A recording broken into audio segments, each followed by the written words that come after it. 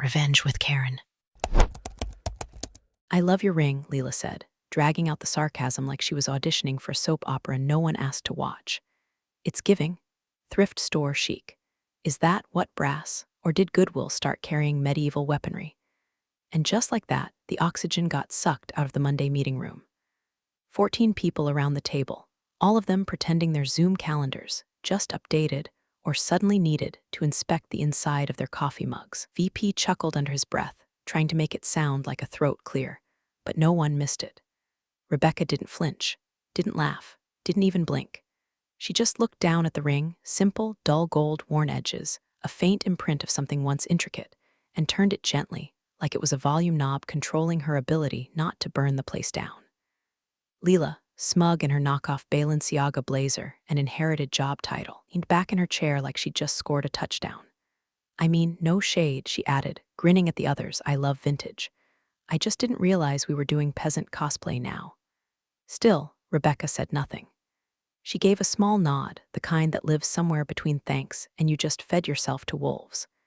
The meeting went on, budgets, projections, the usual nonsense. That ring sat on the table like a lit fuse no one realized was hissing towards something bigger. The truth? Rebecca had worn that ring every single day for the last 11 years. She never took it off. Not to sleep, not to shower. Not even during the week she'd spent curled on a hospice cot, waiting for her father to die. Only thing was her father never did. But hey, before we get to that bombshell, quick thing. If you're enjoying this so far and haven't subscribed yet, go ahead and tap that follow button. It really helps the team keep digging up these hidden corporate knives. And if you drop a like, well, let's just say the office coffee magically improves. Anyway, Rebecca wasn't hired to be seen. She knew that. She was the quiet one in mid-level ops, always 5 minutes early, always gone right at 5. The kind of employee you only noticed when you needed something fixed in the budget sheet and no one wanted to admit they'd screwed it up. She'd been there for 6 years. 6 years of minding her own business, staying off the radar, and surviving every regime shift and flavor of the month consultant the company could throw at her. Then came Lila. 24. MBA from somewhere expensive. Hired straight out of a strategic growth incubator that was basically a rich kid's summer camp with business cards. And just so happened to be the daughter of Richard Lang, the VP of Strategy, the man whose job title existed so he could put his daughter on the payroll. From day one, Lila acted like the firm was her reality show. She talked loud. She mispronounced basic financial terms. She treated assistants like waitstaff and clients like groupies. But no one said a word because she had the last name. Rebecca clocked it all in silence. She noticed the way the board smiled tighter whenever Lila walked into a room, the way her ideas sounded suspiciously like Slack threads from 3 weeks ago, the way she misread an entire portfolio deck and accidentally triggered a soft pull on a dormant client account worth $22 million and somehow still blamed the analyst for not flagging it with emojis. The kicker, no consequences, just more eye rolls and more expensive shoes. But none of that really got under Rebecca's skin. Not yet. What did? The ring comment. Not because it was cruel, Rebecca had heard worse, but because that ring wasn't just old. It wasn't even technically hers. It was a message, a mark. And if Lila knew anything about where it came from, she'd be apologizing with her resume stapled to a bouquet. Rebecca didn't wear heirlooms for attention. She wore them as a reminder, a promise to someone who never liked cameras. Someone who once said, "The minute they see you, they'll try to own you. Stay invisible until you don't." She looked at her watch. Elias Rourke, the firm's biggest, oldest, richest client, was due in 2 hours, and he would recognize the ring. Rebecca sat with her hands folded, the old gold ring catching just enough light to flicker when she moved her thumb. It wasn't flashy, hell, it looked like something you'd fish out of a dusty box at a garage sale between mismatched salt shakers and VHS tapes of Matlock. But it had weight, not just physical, it meant something. Lila didn't see weight, she saw a chance to peacock. So Lila said, teeth bared in a white wine grin, "You really don't do jewelry, huh?" She was late to the strategy meeting. Again, half a Starbucks frap in one hand, her company-issued iPad in the other, clutched like it contained state secrets instead of a Pinterest vision board of business synergy. Rebecca didn't answer. Just sipped her black coffee, as always. Lila took that silence as an opening. She tossed her jacket on a spare chair and dropped into the seat next to Rebecca, on purpose, of course, and turned the full wattage of her performative concern on her. "I mean, that ring," Lila continued, waving her straw toward Rebecca's hand like it had personally offended her. "Where did you find that? A Renaissance fair? Some witchy Etsy shop run by a cat lady in Ohio?" A few low chuckles echoed around the table, and Turn snorted into his scone. Rebecca glanced at the screen where the Q4 roadmap was projected. Everyone was pretending to scroll or check notes, but their eyes flicked up, just long enough to see if she'd bite. She didn't, she never did. "It's unique," Lila added, faking backpedal with the grace of a toddler on ice. "Definitely a vibe, like a Dungeons and Dragons meets estate sale kinda thing. Love that for you." Rebecca gave a soft nod, no smile. No comeback, just that infuriating, inscrutable calm. The VP, Richard Lang, Lila's proud papa, cleared his throat like he was about to say something managerial. Maybe pivot back to strategy, maybe fake scold his daughter for being playful. But instead, he just chuckled. "Let's stay focused, team. Q4 waits for no one, not even the fashion police." More laughter, louder this time. Lila beamed. Rebecca shifted in her chair, barely. A subtle movement, like someone checking for draft. But the tension in the room thickened, not just because of the insult, but because everyone felt something shift. They didn't know what it was, but it wasn't nothing. Beneath the silence, under the hum of recycled air and fluorescent lights, something had just clicked into place. And Rebecca, she just sat there, stone still. There was a way people looked when they were embarrassed, fidgety, defensive, awkward. Rebecca looked like someone who'd memorized the exact number of ceiling tiles in the building and could tell you which one would fall first in an earthquake. Cool, controlled, dangerous in a way no one could explain. Lila didn't notice, or didn't care. She leaned into the smug, tossing her hair like a shampoo commercial and diving into a half-baked suggestion about leveraging macro trends in micro-content to engage legacy clients. Rebecca didn't look at her. She looked past her. Because in 90 minutes, Elias Rourke, the man whose signature still made investors flinch and regulators sweat, was going to walk through the glass doors of that conference room. And when he did, the joke about her ring wasn't going to be funny anymore. It was going to be prophecy. She checked her email.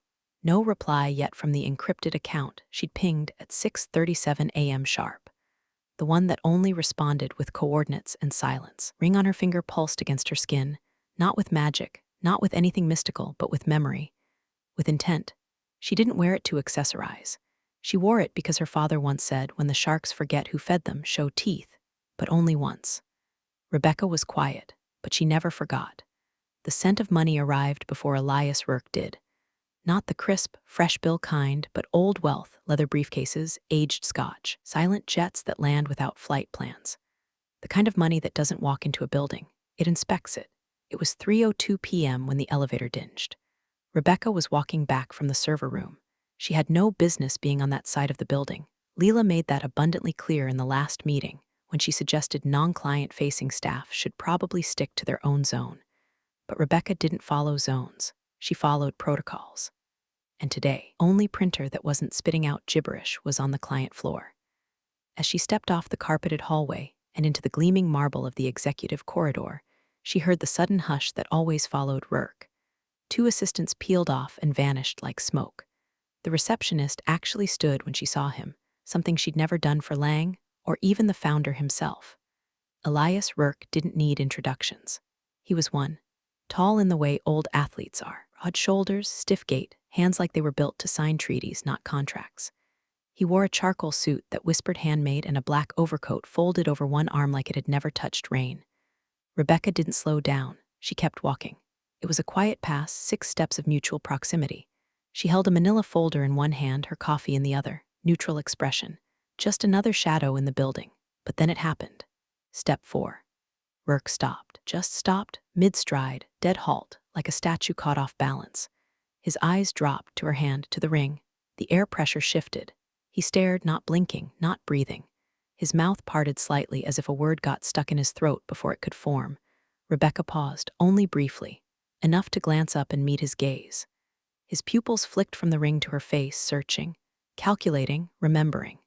And then his voice came, low and sharp, like metal dragged over stone.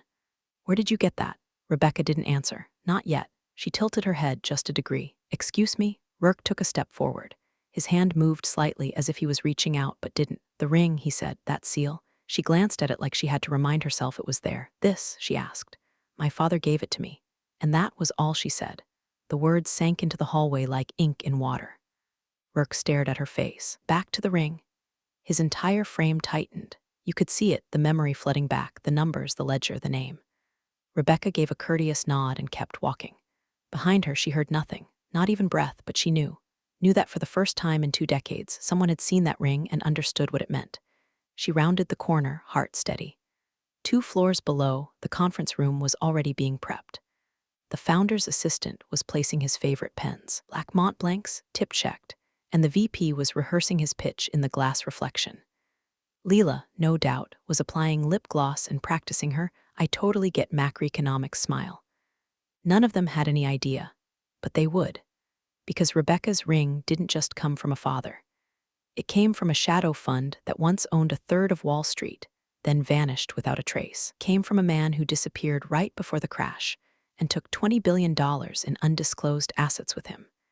And if Rourke recognized that seal, then the meeting wouldn't be about quarterly growth anymore. It would be about debt. Old, blood-soaked, and very much unpaid.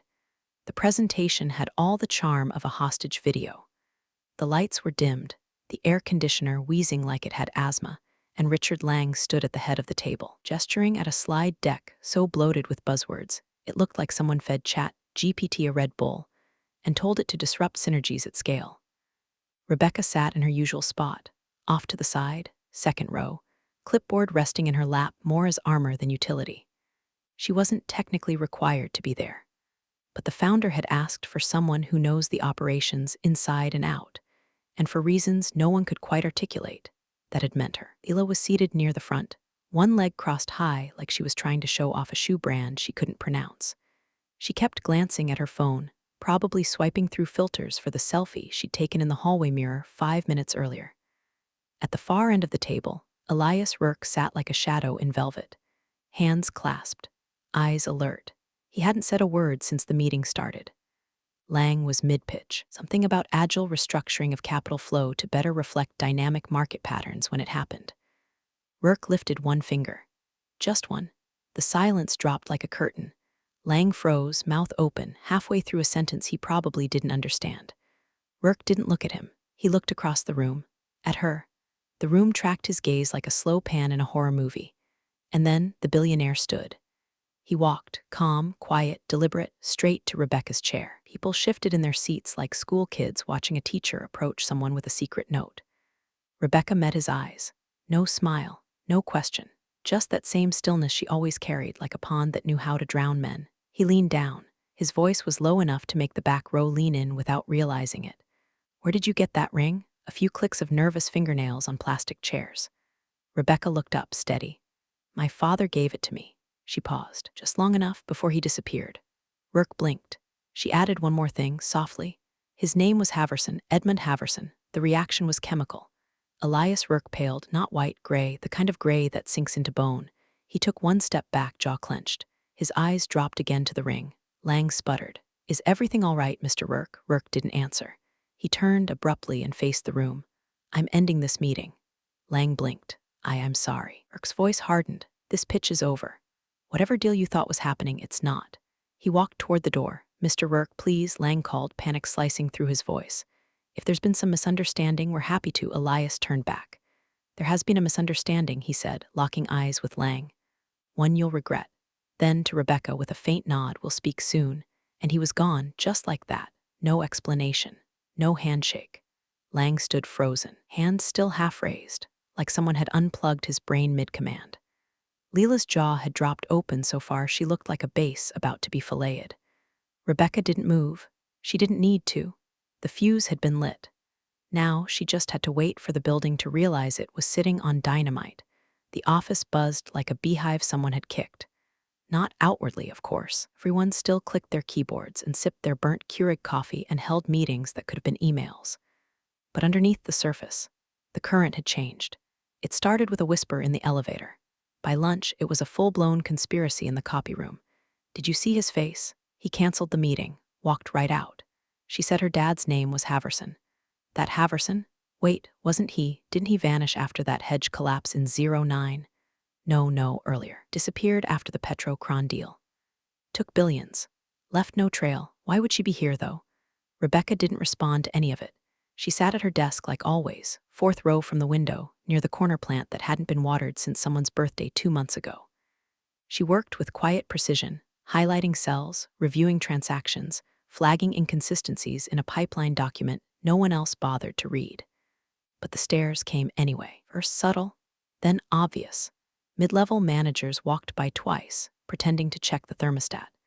A junior analyst accidentally dropped her pen near Rebecca's chair, then lingered too long picking it up. Even Trina from HR hovered nearby under the guise of needing printer paper, which was odd considering her department went fully digital 3 months ago. Lila didn't get it at first. She breezed through the bullpen in a new blazer that still had the security tag attached, oblivious to the stiff necks and darting eyes. Then she noticed Rebecca's inbox, brimming with fresh CCs from people who normally ghosted her for weeks. Or the way the board chair's assistant, who usually treated everyone below VP level like furniture, stopped by Rebecca's desk with a neutral smile and said, "If you need anything at all, just let us know." That's when Lila's confusion turned sour. Leaned against her father's glass office door later that afternoon, arms folded. "Dad, I don't get it. Why is everyone acting like she's a Kardashian?" Lang didn't answer right away. He was sweating. On his screen, a paused Bloomberg interview from 2001. A much younger Elias Rourke was sitting beside a silver-haired man in a bespoke charcoal suit. The Chiron read, "Haverson funds quietly back Petro-Kron acquisition." In the man's hand, a ring. Lang stared at it. Same dull gold, same insignia. Same damn ring. "I thought he was dead," he muttered. Lila furrowed her brow. "Who?" Lang's lips thinned into a grim line. "Edmund Haverson, silent financier. Reclusive, brilliant, dangerous." He looked at his daughter. "That's her father." Lila laughed. "What, the Goodwill ring guy?" Lang didn't laugh. "Do you know how close this firm came to collapse in 2003? He said. "Haverson bailed us out. Quietly. Through a holding firm no one could trace. No contracts, no press, just capital. But the board knew. They called it the ghost ledger." "Okay," Lila said, waving it off. "But why would she work here if she's like heiress to some billionaire cabal?" Lang leaned back, eyes distant. "Maybe she's auditing us." That thought hung in the air like smoke. Downstairs, Rebecca kept working. Her inbox pinged. Subject line, compliance request. She opened it. "A member of our team would like to confirm your familial connections, as per the firm's disclosure protocol." She closed it without replying. 2 minutes later, she flagged a $240K discrepancy in a global transfer account no one had reviewed in 18 months. She sent it up the chain, no fanfare, just facts. She wasn't here to explain herself. She was here to observe, and the house was starting to creak. The second time Elias Rourke walked through those glass doors, he didn't wait for permission. No elevator escort. No reception desk announcement. Just the soft press of Italian leather soles on marble, his coat already off, folded neatly over his arm like he'd walked straight out of a courtroom and into a reckoning. This time, he asked for no conference room. No staff. Just her. Rebecca stood when he entered. The hallway was empty save for the low hum of overhead fluorescence and the muffled tap of distant keyboards pretending not to be eavesdropping. Rourke nodded once. No small talk, no theatrics, just the cold steel of business done by men who no longer had to prove anything. "My jet was halfway to Zurich," he said, when I made them turn it around. Rebecca raised an eyebrow, but said nothing. He stepped closer, eyes scanning her face like he was confirming a theory he didn't want to be true. "I didn't believe it at first," he muttered, "that he had a daughter, let alone one who'd walk through the fire to sit in the middle of this mess. But then I saw the ring." She let the silence stretch. "You knew what would happen when I saw it," he said. "I suspected," she replied. He exhaled slowly, as if the weight of a decade finally gave out. "Your father," Rourke said, "was the only man I've ever watched bankrupt a nation without breaking a sweat. He pulled us out of the gutter in 2003, quietly, without credit. The board begged him for a deal. He gave it to them, but on one condition." Rebecca tilted her head. "No record." Rourke nodded. "No trace, no contracts, just one sealed agreement. A silent founding partnership, undocumented, unspoken, and protected by blood." He looked down at her hand. "That ring, that's the only copy." For a moment, it was just them, two shadows in a corridor built on secrets. Rourke reached into his coat pocket and pulled out a small black card, embossed, unlabeled. "There's a vault in Geneva," he said. "Inside it, your father's final ledger. He told me you'd come one day."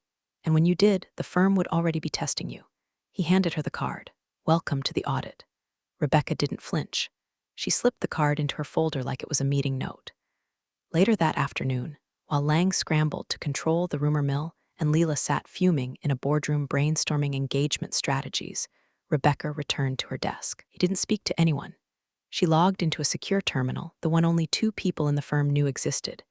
She opened an encrypted portal and typed 9 lines of code, lines passed down from father to daughter like a lullaby written in algorithms. The screen flickered. A green seal appeared, active. She began making calls, not loud ones, not panicked.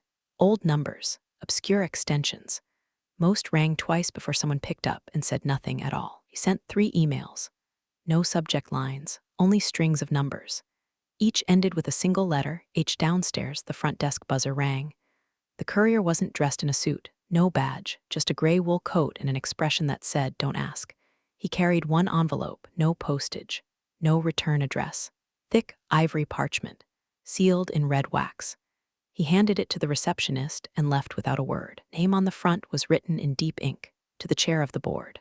Eyes only. Upstairs, Lang stood in front of the mirror in the executive washroom, trying to calm his breathing. He adjusted his tie, rubbed his temples. He still thought he had time. Still believed this was just a PR hiccup. A rogue intern with a rich daddy. He didn't know the seal had already been broken. Didn't know that somewhere inside the vault, beneath layers of encryption and non-disclosure fog, there existed a document, signed by every founding partner, co-signed by Edmund Haverson, with 1 clause written in plain language: if ever the firm forgets where it came from, remind them. Rebecca watched the delivery alert ping her screen.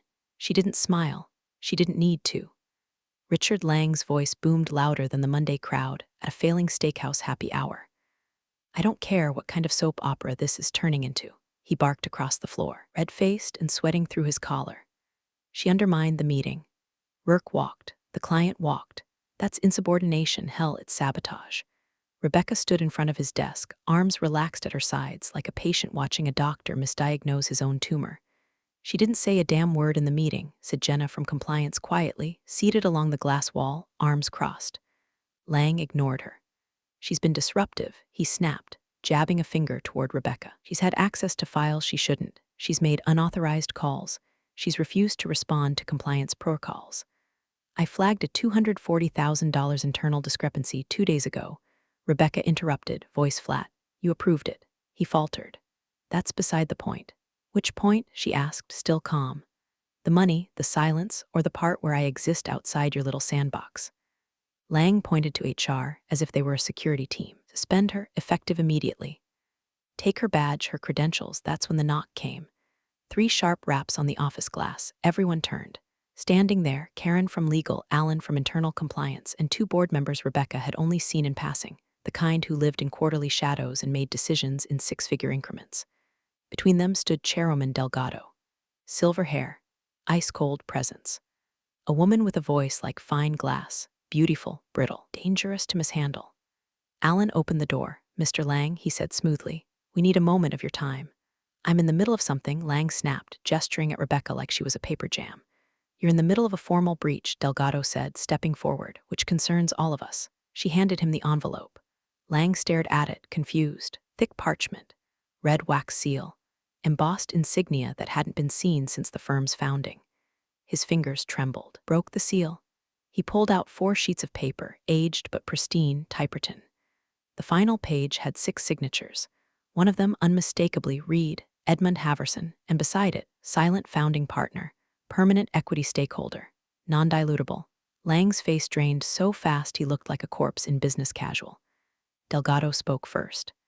"This contract was stored in our Geneva Records vault, per Legacy Clause 3A. Was triggered automatically when a Haverson heir presented the identifier, an artifact codified as proof of lineal authority." Rebecca's ring gleamed under the fluorescence. Lang's lips moved, but nothing came out. Delgado continued, as if reading from a gravestone. "This firm would not exist today without that funding. The bailout in 2003 was not charity.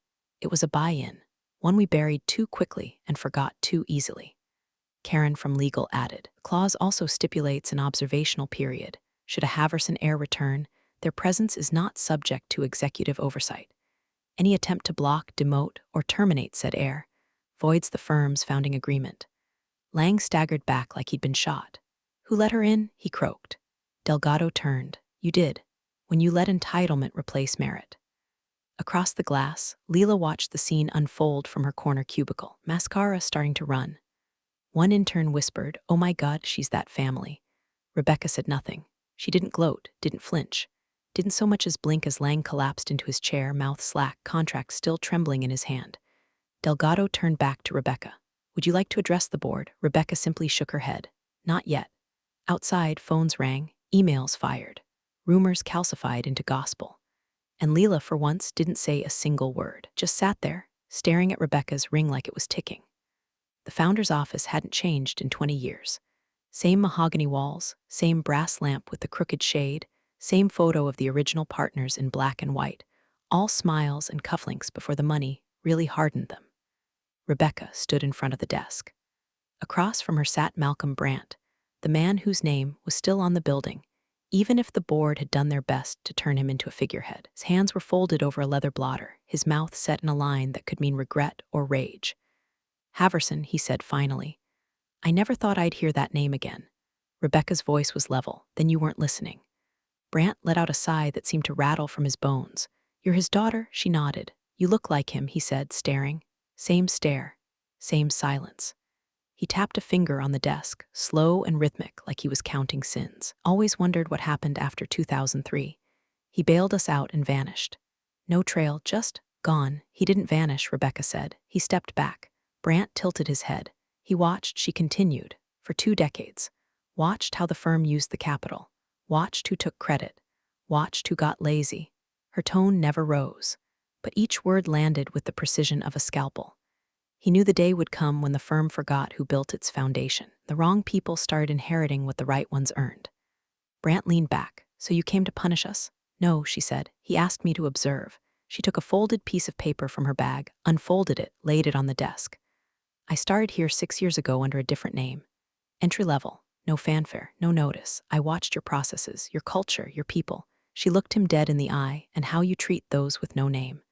Brandt swallowed. Lang, she said, failed immediately. Nepotism. Ego, gross incompetence passed off his vision. He weaponized his daughter's entitlement like it was currency. Brandt closed his eyes for a second. You're not wrong. Rebecca didn't smile. I never expected kindness or even recognition. But I did expect competence. I expected integrity. You gave me neither. Brandt opened his desk drawer and pulled out a letter. This came in this morning, he said. Rourke's fund just pulled their accounts. $9 billion gone by noon. He placed the letter beside hers. Compliance found 10 separate breaches under Lang's signature, half of them tied to Lila's access credentials. Rebecca waited, silent. Brandt looked down at the paper again. Then he picked up the phone. Get Richard Lang in here and call security. 5 minutes later, Lang stormed in, red and sputtering. What the hell is this about now? I already addressed the board. Brandt cut him off with a wave. You're done, he said flatly. Lang stopped cold. What? You're fired, Richard. Effective immediately. You can't, I can. I founded this firm and I have the votes. You manipulated accounts, empowered your daughter to breach compliance, and tried to suspend the one person who actually knew what she was doing. Lang's face drained. 2 security guards stepped in behind him. Escort him out, Brandt said. No stops. No speeches. Lang turned to Rebecca, eyes wild. You did this. She met his gaze. No, Richard, you did. Lila appeared moments later, halfway through a fake cry that collapsed the second she saw the guards. No, wait, Dad. You said I was untouchable. She sobbed, mascara streaking. You said they couldn't fire me. Brandt nodded at the guards. Escort her too. I didn't do anything, she shrieked, grabbing at the wall. It was just a joke. I didn't know, but the guards already had her. As the door shut behind them, the office went still. Brandt exhaled. Rebecca turned to leave. Rebecca, he said. She paused. He looked at her with something between apology and awe. Was this always the plan? No, she said softly. The plan was to see if you deserved the legacy you inherited. She looked down at the framed photo on the wall, 5 young men, full of hope and hunger. One of them was her father. You failed. And then she walked out. They offered her the seat. The boardroom smelled of too much cologne and not enough shame. And executives, all suddenly reverent, as if they hadn't spent years stepping over people like her to protect their bonus structures and backdoor deals. Miss Haverson, Delgado began, using the name now like it had always been etched in gold. We would be honored if you'd accept a permanent position on the board. Full voting rights, oversight of strategy. Whatever you need, we want you here. Rebecca looked around the table. The founder sat at the head, hands steepled, face carved from regret. The same man who once watched Lang laugh off an intern's ideas now sat silent while the intern's daughter rewrote the firm's fate. She didn't answer right away. Instead, she reached into her satchel and pulled out a small black velvet box. No logo, no clasp, just a plain matte cube. She opened it, removed the ring, and set it inside like she was closing a chapter in a book she never meant to write. "You want me on the board," she said. Elgato nodded. "Yes." Rebecca closed the box. "No." A beat of stunned silence. "No?" Someone repeated. She slid the box across the table. It landed in front of the founder with a soft thud. "I didn't come here to collect power," she said. "I came to collect truth." She stood slowly, calm, graceful, like the ending of a storm, not the start of one. "This place forgot what respect looks like," she said, eyes sweeping across the table. "I just reminded you." She turned to go. The founder said. She paused in the doorway. "You're just leaving?" "I did what I came to do." A pause. "Then what happens now?" he asked, voice barely above a whisper. Rebecca looked over her shoulder. "Don't worry," she said. "I won't shut it down." A half smile. Yet, and then she walked out. No fanfare, no applause. Just the sound of her heels clicking against the polished floor like a countdown. Downstairs, phones began to ring. Urgent, repeated. The CFO's assistant stood up. Sir, there's a withdrawal from the Rourke account." "No, not a withdrawal. A relocation. How much?" Someone asked. "All of it." The room erupted in motion, calls, spreadsheets, scrambling. But the founder just sat there. Staring at the ring box, he opened it. Inside, the old gold gleamed under the recessed lighting, dull and heavy with meaning. He leaned back, staring at the ceiling like it could answer questions the gods had stopped taking. "She wasn't the heir," he whispered. The room froze. She was the audit. And by the time they understood what that meant, Rebecca Haverson was already gone. Big thanks, you legends of the old office days. Subscribe to keep the switch-flicking chaos alive. Your ex-boss is shaking in their loafers.